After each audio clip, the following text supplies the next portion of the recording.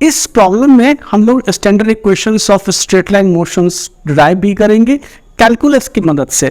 तो हमारा प्रॉब्लम का स्टेटमेंट जैसा कि आप देख रहे हैं वो है अ पार्टिकल एट ओरिजिन, मतलब एक पार्टिकल है जो ओरिजिन पे है। ऐसा करते हैं कि हम एक्सिस बना ही लेते हैं, ये रहा मेरा एक्स एक्सिस, ठीक है, this is the x axis and here is our origin. Okay, this is origin, ठीक है। कह रहा है कि a particle at origin starts moving towards the positive direction of x axis. जो एक्स एक्सिस है ये हमारा एक्स एक्सिस है और ये जो डायरेक्शन होगा this is the positive direction, हमारा एज्यूम्शन है, ठीक है। ये मेरा एज्यूम्शन है, मैं एट पॉजिटिव डायरेक्शन इसको भी एज्यूम कर सकता था, बट एक जनरल जो हमारा एज्यूम्शन होता है कि ओरिजिन से towards this direction is called positive. मैंने कहा ये हमारा डायरेक्शन पॉजिटिव है और अगर इधर मोशन होता तो इधर का डायरेक्शन जो है हम लोग निगेटिव से रिप्रेजेंट करते हैं, ठीक है। क्योंकि वन डायमेंशनल मोशंस में हम लोग वेक्टर का इस्तेमाल नहीं करते हैं, वेक्टर की जगह प्लस और माइनस साइन से ही डायरेक्शन को रिप्रेजेंट करते हैं। That's why we are using plus sign towards the x axis away from the origin. तो हमारा स्टेटमेंट है कि particle at origin starts towards the positive direction, starts towards the positive direction of x axis, ठीक है। इधर की ओर ये motion start करता है। यहाँ पे हमारा पार्टिकल है, मैं इसको ब्लू से रिप्रेजेंट करता हूँ, this is my particle, okay, and it start moving towards the positive direction of x axis with an acceleration A acceleration से मूवमेंट स्टार्ट करता है।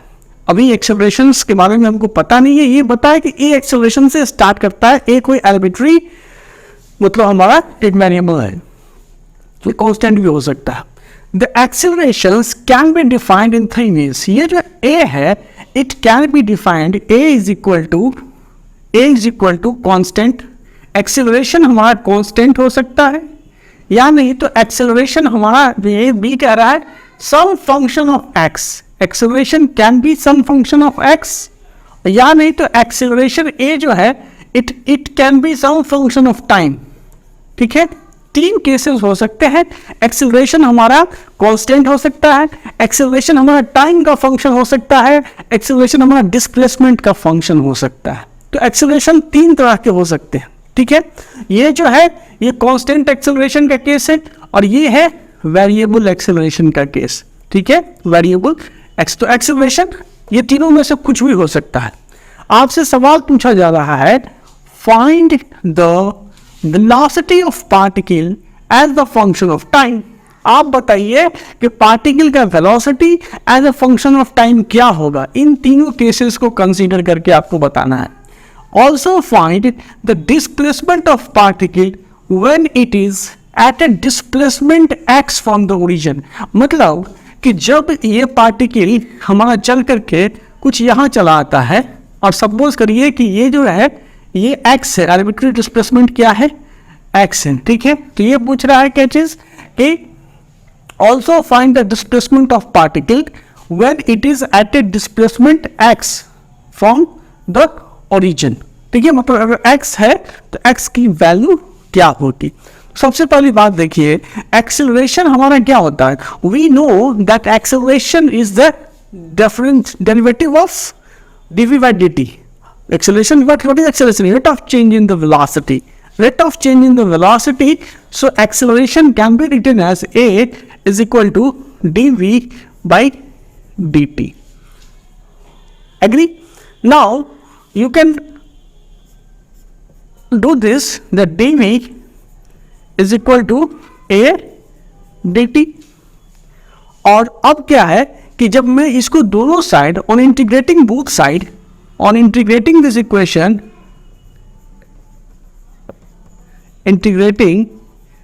इक्वेशन बोथ साइड, ठीक है, बोथ साइड। जब आप इसको इंटीग्रेट करोगे तो ये क्या आएगा integral dv is equal to integral of a dt। अब इंटीग्रेशन तो कर रहे हो लेकिन ये तो मैथमेटिक्स है। रियल कंडीशंस को देखो, लिमिट्स क्या लोगे। इनिशियली देखो at time t equal to 0, ठीक है, और final at arbitrary time t। Velocity देखो तो तुम्हें मेंशन है कि t इक्वल टू 0 पे मेरी वेलोसिटी u है, इसलिए t इक्वल टू 0 पे वेलोसिटी u होगी, और हम एक आर्बिट्री टाइम पे जो वेलोसिटी है उसको v एज्यूम करते हैं। अब ये इंटीग्रेशन हमारे पास है। अगर आप लोगों ने थोड़ा बहुत भी इंटीग्रेशन पढ़ा है, आपको पता है कि अगर ये a कांस्टेंट होगा, if the acceleration will be constant, this case की मैं बात कर रहा हूं, if a will be constant, if acceleration a is equal to constant, तो क्या होगा, ये इंटीग्रेशन के ऑपरेटर से बाहर आ जाएगा।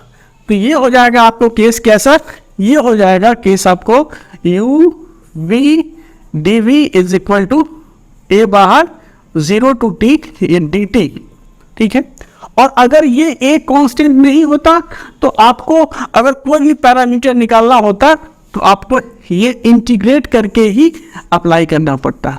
तो अगर सपोज करो कि आपका acceleration as a function of time है, ठीक है, इफ अगर कांस्टेंट का केस है तो मैंने ये इक्वेशन डिराइव किया, इसको अगर एक स्टेप ले जाओ तो इंटीग्रेट करोगे तो v हो जाएगा, लिमिट ले लो यहाँ से u to v, this is equal to a, और ये लिमिट हो गया यहाँ पर टाइम t हो जाएगा, 0 टू t।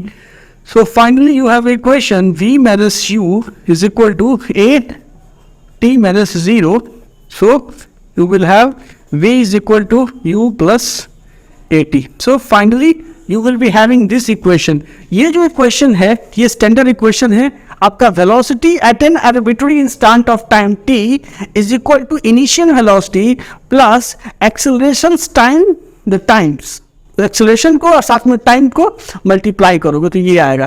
तो ये जो इक्वेशन है it is valid only for constant acceleration case. जब पार्टिकल कांस्टेंट एक्सेलरेशन से मूव होगा तभी ये इक्वेशन अप्लाई होगा, valid only for constant acceleration, constant acceleration. जब पार्टिकल आपका कांस्टेंट एक्सेलरेशन के साथ मोशन में होगा आप सीधे इस इक्वेशंस को यूज करोगे। लेकिन अगर आपका एक्सेलरेशन जो है a, it will be some function of time. अगर एक्सेलरेशन आपका इस तरह का फॉर्मेट होगा, जैसे मान लो acceleration a is equal to 2t plus 5, या acceleration a is equal to 2t square plus 5 plus 6, तो आप इस इक्वेशन का इस्तेमाल बिल्कुल भी ना करना, क्योंकि ये इक्वेशंस एक्सेलरेशन को कांस्टेंट मान करके डिराइव किया गया है। आपको क्या करना पड़ेगा, आपको सीधे इस इक्वेशंस का इस्तेमाल करना पड़ेगा वेलोसिटी निकालने के। और जब आप इस इक्वेशन का इस्तेमाल करोगे तो सिंपली क्या करोगे, ये जो 2t प्लस 5 है वो अंदर डालोगे, इंटीग्रेट करोगे। सपोज करो मैं ये केस लेता हूँ कि मेरा एक्सेलरेशन है 2t प्लस 5, तो मैं कैसे निकालूंगा वेलोसिटी, मैं निकालूंगा integral of u v dv is equal to 0 to t, acceleration है मेरा 2t प्लस 5 और ये dt। मैं इसको जब इंटीग्रेट करूंगा तो ये क्या आएगा, 2t square by 2 plus 5t, ये आ जाएगा 0 टू t। तो मैं जब सॉल्व करूंगा तो 0 वाला तो खत्म हो जाएगा, t वाला ही बचेगा, तो 2t square by 2 plus 5t, और इसको इंटीग्रेट करूंगा, this is v minus u, that's why v is equal to u plus 2t square by 2 plus 5t। तो अगर आपको टाइम मेंशन होगा 6 सेकेंड पे वेलोसिटी क्या होगी, यहाँ t इक्वल टू 6 सेकेंड डालोगे और आपको फाइनल वेलोसिटी का वैल्यू पता चल जाएगा। तो ये रहा आपका कि जब आपका एक्सेलरेशन टाइम का फंक्शन है तब वेलोसिटी कैसे निकालोगे, तो सीधे इस इक्वेशंस का इस्तेमाल करोगे, ठीक है। और जब वेलोसिटी कांस्टेंट है, आपका वेलोसिटी कांस्टेंट है, जैसे कोई पार्टिकल 4 मीटर पर सेकंड स्क्वायर की एक्सेलरेशन से मूव कर रहा है, ऐसा स्टेटमेंट है, या 4 मीटर पर सेकंड स्क्वायर का डी एक्सेलरेशन है पार्टिकल के पास, तो तुम क्या करोगे, इस इक्वेशन का इस्तेमाल करोगे, क्योंकि एक्सेलरेशन यहाँ पे कांस्टेंट है। अब एक केस हमारे पास और है कि जब हमारा एक्सेलरेशन डिस्प्लेसमेंट का फंक्शन हो, ये एफ का फंक्शन है, एफ फंक्शन ऑफ डिस्प्लेसमेंट, उस केसेस में हम फिर ये प्रोसेस या एक्सेलरेशन का ये इक्वेशन लेकर के नहीं चलेंगे। उस केस में हमारा जो अप्रोच होगा वो कुछ ऐसा होगा, इसको मैं बता देना चाहता हूँ, और तब हम लोग एक छोटा सा सवाल भी करेंगे।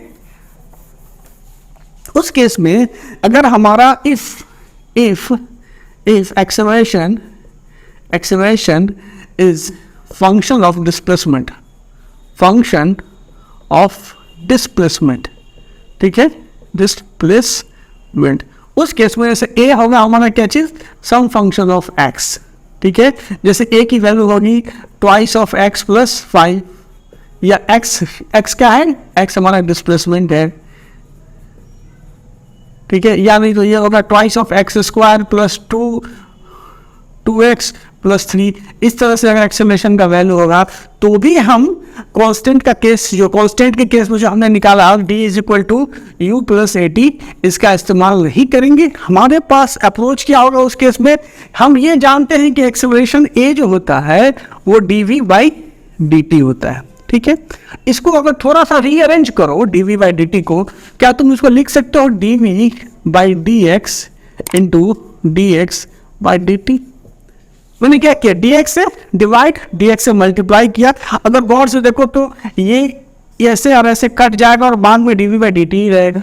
अब देखो तुम्हारे पास दो टर्म्स हैं, एक ये है और एक ये टर्म्स है।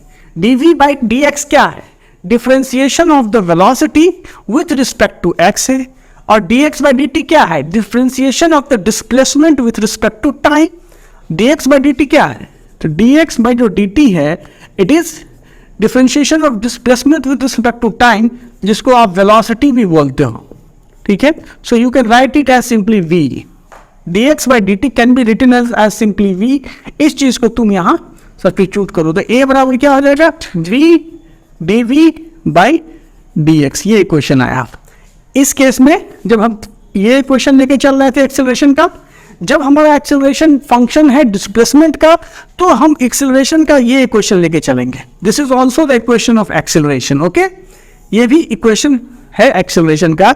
यहाँ पे क्या डिस्प्लेसमेंट आ रहा है, dx dv बाई dx आ रहा है, ठीक है। यहाँ पे क्या था, dv बाई dt था, टाइम का फंक्शन था, वेलोसिटी।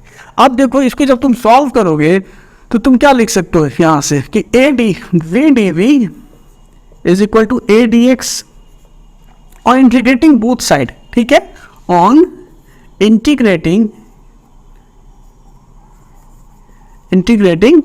बोथ साइड, हम दोनों साइड इंटीग्रेट करते हैं तो क्या होगा, यहाँ इंटीग्रल दो v dv is equal to integral of a dx। अब देखो जो मेरा लिमिट तो पता है मुझे कि initial at time t equal to 0 पे वेलोसिटी क्या है, u है, ठीक है, और at time at a particular displacement पे हमारा वेलोसिटी हम v एज्यूम करते हैं। जैसे ये x डिस्प्लेसमेंट पे है, हम मान रहे हैं कि v वेलोसिटी से हमारी पार्टिकल x डिस्प्लेसमेंट पे जा रही है, तो हम लोग यहाँ लिखेंगे ये u हो गया, यहाँ v हो गया, और displacement initial t equal to 0 पे पार्टिकल ओरिजिन पे है, इसलिए डिस्प्लेसमेंट 0 होगा, और एट ए डिस्प्लेसमेंट x पे है, हम x लेंगे, ठीक है।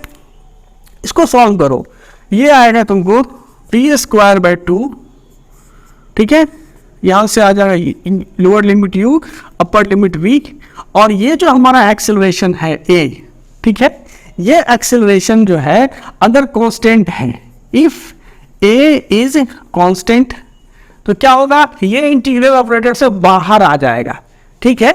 जब भी आप इंटीग्रल करोगे, मान लो कि जैसे मान लो इंटीग्रेट कर रहे हो dx है और यहाँ पे 3 है या 4 है, तो 3 क्या होगा, बाहर आ जाएगा, इंटीग्रल ऑफ dx हो जाएगा, कांस्टेंट इंटीग्रल ऑपरेटर से बाहर आ जाएगा, इसलिए ये जो बाहर आ जाएगा a इज कांस्टेंट, तो a बाहर आ जाएगा, तो अल्टीमेटली a बाहर आ गया और dx हो गया x, और यहाँ से 0 टू x। अब देखो इसको जब डालोगे लिमिट की वैल्यू, तो v square by 2 minus u square by 2 and this is equal to a into यहाँ पे x। इसको जो सॉल्व करोगे तो ये हो जाएगा v square minus u square is equal to twice a into x, and so v square is equal to u square plus twice of a into x. तो ये इक्वेशन जो है it is also similar to v equal to u plus at, it is also equation of velocity, but ये जो velocity का equation है it is the function of displacement. ये x का, इसमें जो वेरिएबल पैरामीटर का x है, तो ये डिस्प्लेसमेंट का फंक्शन है वेलोसिटी। ये जो एक्सप्रेशन है ये वेलोसिटी को in terms of displacement describe कर रहा है, और ये जो इक्वेशन है वो वेलोसिटी को in terms of time describe कर रहा है, ठीक है। तो दो आपके वेलोसिटी के एक्सप्रेशन निकल गए। आपसे एक और भी इसमें केस आता है कि also find the displacement of particle when it is at a displacement x। We just have derived the velocity as the function of displacement. Now one more thing is left. We have just derived velocity v as the function of time u plus at. Again we have derived v square is equal to u square plus 2as, मतलब velocity as the function of displacement, या 2ax कह सकते हैं, s के बदले आप x लिखिए या s लिखिए, यहाँ चूंकि मैं ऐसे ही रिप्रेजेंट कर सकता हूँ या x से भी कर सकता हूँ। अब हमारे पास एक और रिलेशंस डिराइव करने का अपॉर्चुनिटी है यहाँ पे। ये जो दो इक्वेशन है v is equal to u plus a t और v square is equal to u square plus 2as। तो यहाँ का जो v है मैं इस इक्वेशंस में सब्स्टिट्यूट करता हूँ। ये जो वेलोसिटी का फंक्शन है, टाइम वेलोसिटी टाइम का फंक्शन इक्वेशन है, इस इक्वेशंस को मैं नीचे वाले इक्वेशंस में सब्स्टिट्यूट करता हूँ। ठीक है, तो ये हो गया u प्लस ए टी पे होल स्क्वायर। अभी मैं यहाँ x ही लेके चलता हूँ क्योंकि मैं x एक्सिस के अलॉन्ग ये बात कर रहा था। And this is equal to u square plus 2ax, square को करो u square plus a square t square plus 2u is equal to u square plus 2ax, u square cut गया। ठीक है, तो x is equal to what, x is equal यहाँ से देखो तो ट्वाइस ऑफ a है, कटेगा तो u into t plus half of a t square.